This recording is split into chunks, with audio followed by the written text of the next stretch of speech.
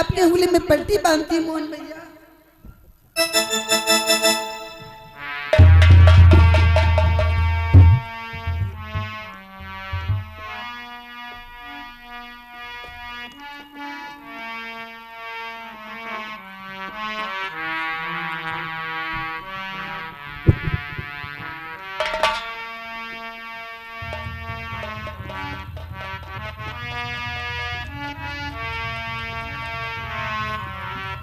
हे बहन द्रौपदी, आज तूने क्या किया बहन?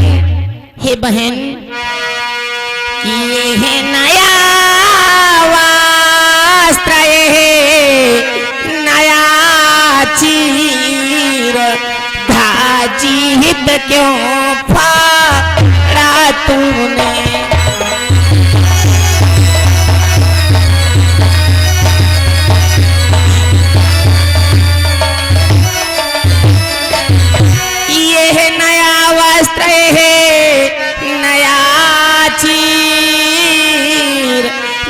जीवित क्यों फाड़ा तुमने?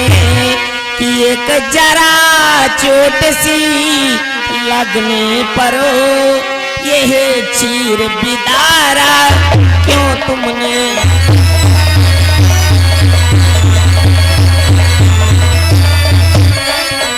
एक जरा चोट सी लगने पर यह चीर बिदारा क्यों तुमने?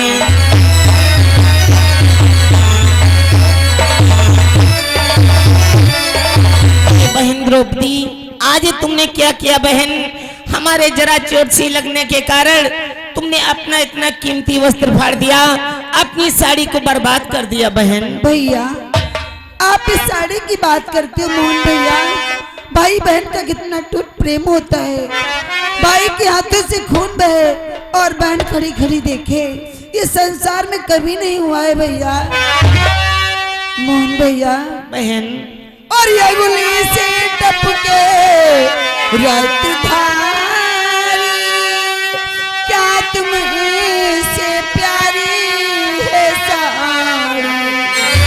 गुली से टपके रात धारी, क्या तुमसे प्यारी है साड़ी? बस जरा चोट के लगने से नौछावर है लाखों साड़ी।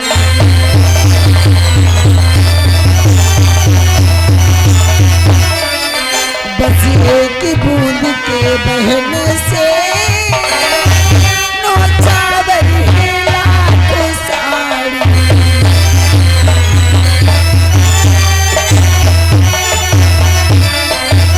मोहन भैया, आपकी उंगली से कितना रत्न बह रहा था, मुझसे देखा ना गया, इसलिए मैंने अपनी साड़ी को फाड़ करके आपकी उंगली में पट्टी बांधी हुई है। बहन, आज तुमने क्या किया बहन?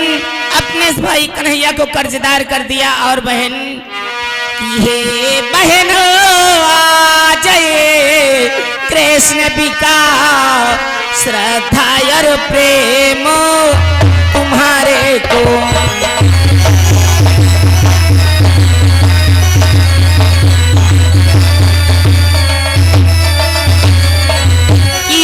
बहन आज कृष्ण बिका श्रद्धा और प्रेम तुम्हारे को।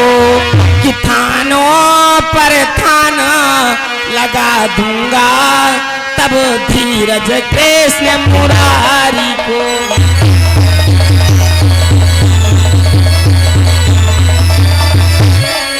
कि थानों पर थाना चुका दूंगा तब धीरज कृष्ण मुरारी को।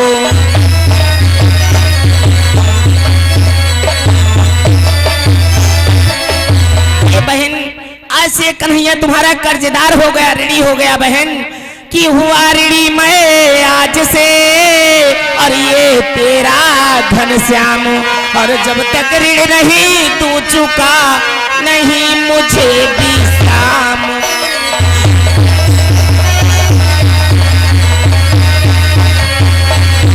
हो जब तक ऋण ना दूं चुका नहीं मुझे विश्राम।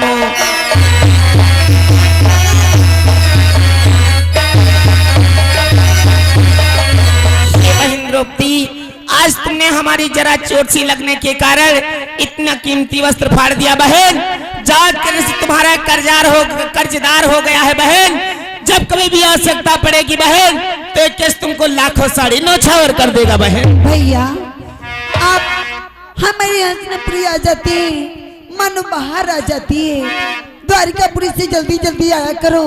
आपके आ जाने से हंसनापुरी खिल उठती है। मोहन भैया, भाई बहन का कितना प्यारा प्रेम है भैया।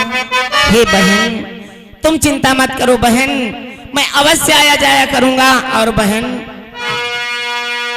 मैं भाई तेरा, तुम बहन मेरी, बंधन का साथ निभाऊंगा।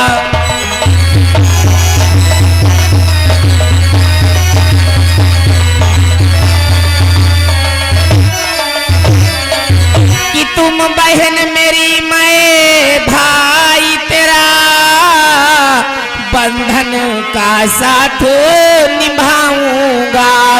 कि जिस जगह पुकारो की बहना, तत्काल वहां मैं आऊंगा।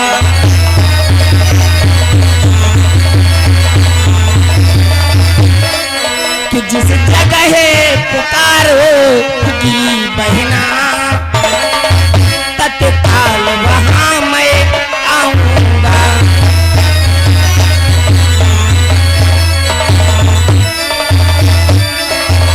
बहन, हमारा और आपका बंधन का प्रेम है बहन। जिस जगह पर तुम कन्हैया को पुकार दोगी, ये श्याम नंगे पैर दौड़ता हुआ आपके पास आएगा बहन। भैया, और भैया मेरे छोटी बहन को ना भुलाना, भैया मेरे छोटी बहन को ना भुलाना।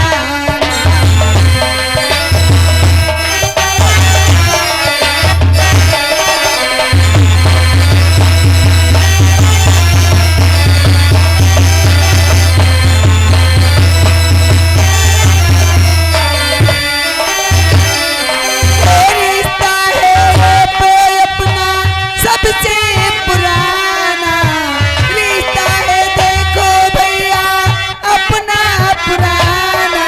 भैया मेरे अपनी बहन को ना भुलाना।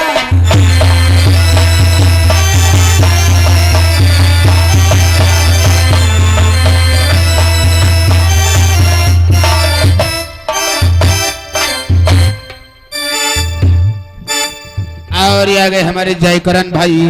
जयकरण भाई उनकी तरफ से भाई ये चलते हुए सीन पे 50 रुपए का पुरस्कार दे रहे हैं, पार्टी तरफ से धन्यवाद।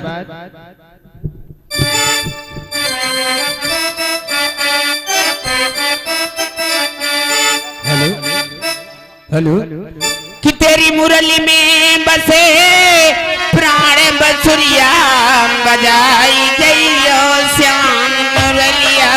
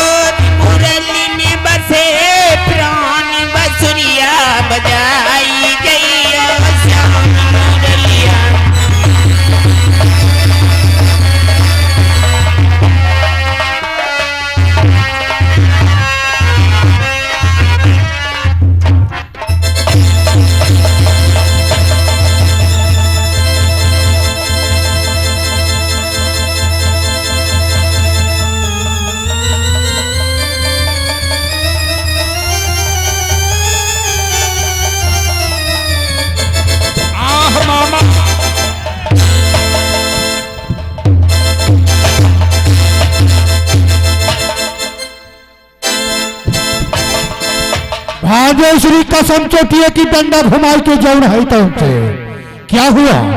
आह की आवाज क्या हुआ भाग्यश्री? हे मामा श्री, आज मैं क्या बतलाऊं? आपकी अनुमति को पाकर के मैं धर्मराज के अग्र पूजन में भीम के साथ में जा रहा था। धर्मराज ने ऐसा महल बनवाया है जो शीशे का महल है, जिसकी चमक के द्वारा जिस रास्ते पर जल है उस पर थल दिखाई देता है, और जिस पर थल है उस पर जल दिखाई देता है। मैं इस बात को समझ ना सका, आगे को बढ़ता गया। अचानक मेरा पैर फिसल गया, मैं गिर गया। पांचालन अपने सखियों के साथ में अंटे पर केसों को सुखा रही थी। जब पंचालिन की दृष्टि हमारे ऊपर पड़ी तो पंचालिन तालियां बजा करके मेरी हंसी उड़ाई है। द्रौपदी ने कहा है कि अंध के पुत्र अंधे होते हैं। मामा श्री, ये बतलाओ, क्या मेरे पिता धृष्टराज अंधे हैं तो क्या मैं भी अंधा हो गया हो? भाग्यश्री कसम चोटिए की डंडा घुमाई के जाऊ रहा था उनसे, उसमें इतनी हिम्मत पंचाली में मेरे जीजा श्री व दीदी श्री को गाली दिया। कसम चोटिए की डंडा। मामा श्री, जब ये बात मैंने सुना तो ये बात मुझको सहन नहीं हुई। मैं गुस्से में आकर उसी जगह पर द्रौपदी से एक प्रतिज्ञा कर डाली। प्रतिज्ञा? कसम चोटिए की डंडा घुमाई के जाऊ नहीं था उनसे। प्रतिज्ञा? हाँ मामा श्री, गुस्से में आकर मैंने प्रतिज्ञा किया है कि एक दिन सभा के मध्य में या तुझे नंगी नहीं कर दिया और नंगी करके अपनी जांघ पर ना बिठाया तो मेरा नाम दुर्योधन नहीं है। इसलिए मामा, बस यही प्रतिज्ञा को सोच करके मामा कि मामा मामा मामा मेरे अब मुझसे जिया नहीं जाता।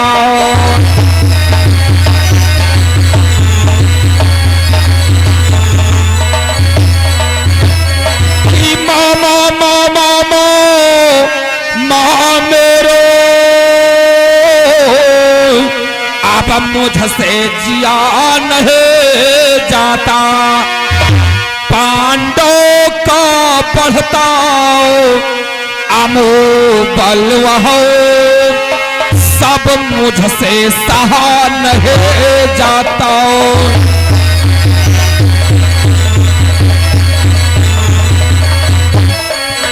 पांडवों का बढ़ता अमोबल वह सब मुझसे सहा नहीं जाता।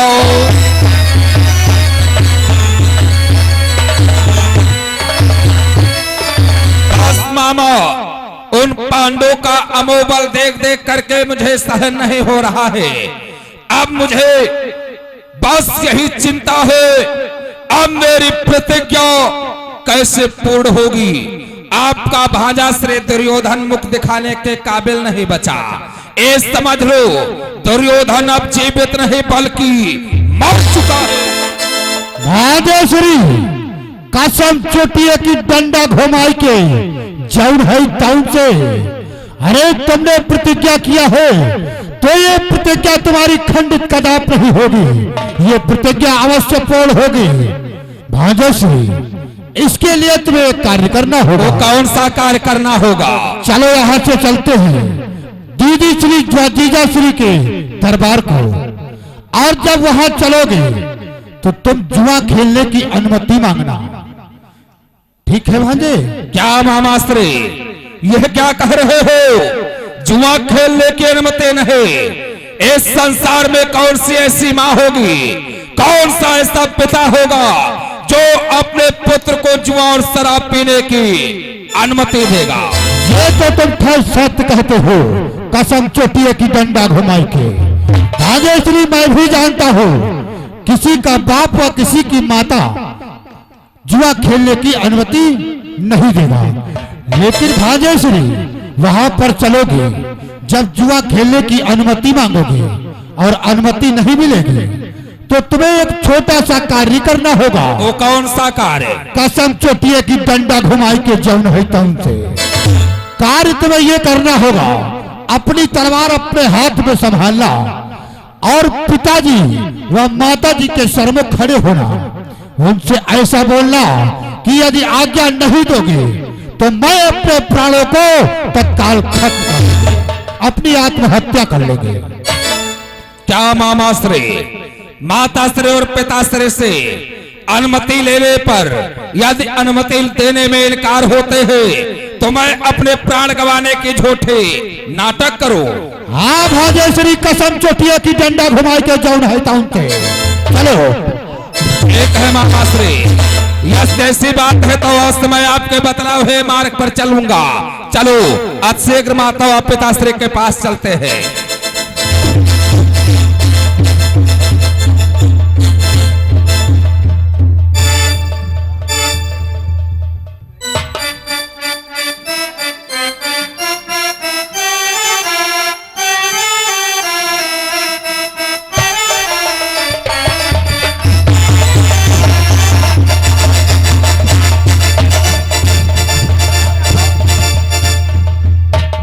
माताश्री व पिताश्री के चरण कमलों में दुर्योधन का प्रणाम स्वीकार हो।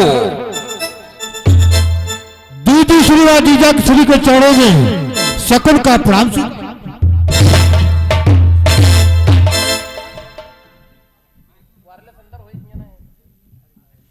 पिताश्री व माताश्री, मैं आपके पास एक अनुमति लेने के लिए आया हूं।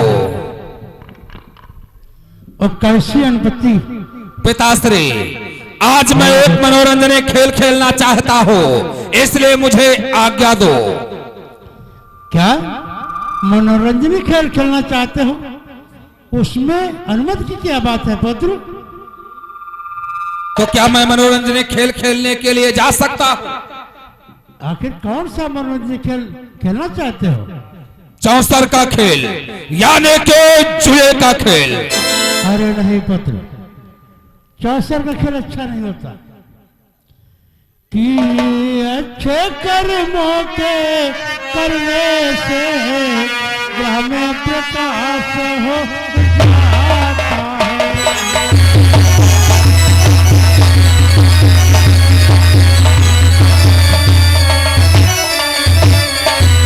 अच्छे कर्मों के करने से ग्रह में प्रकाश हो जाता है। अवसर का खेल खेलने से घर का विनाश हो जाता है।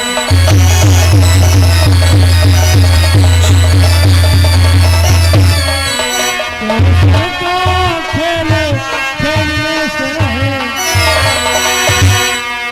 घर का विनाश हो जाता है।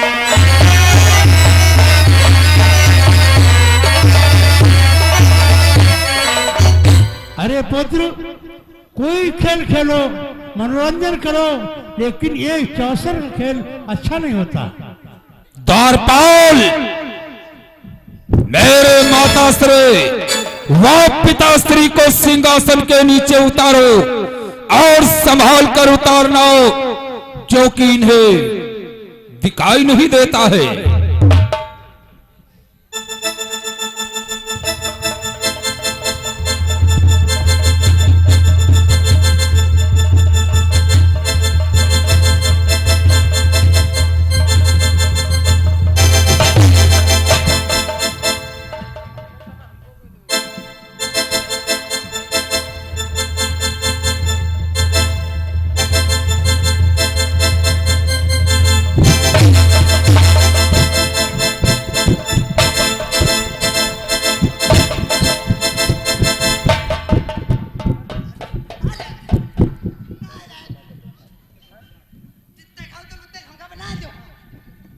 अरे पुत्र, एक ऐसे द्वारपाल तुमने रखे, देखो तो गिरा दिया सिंहासन से नीचे पुत्र। माताश्री व पिताश्री, मुझे जुआ खेलने के लिए अनुमति दो। नहीं पुत्र, हम तुम्हें जुआ खेलने की अनुमति कदाप नहीं दे सकते हैं पुत्र। देखा मामाश्री, देखा माताश्री और पिताश्री को। पिताश्री, और यदि आप अयोग्य देते हो चौसर में मुझे खिलाने के,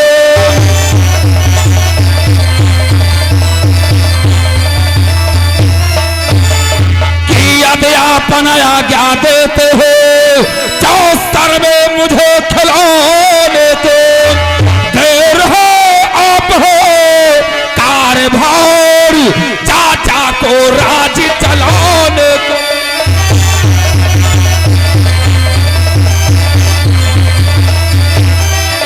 देर हो आप हो कारभार चाचा को राज चलाने को।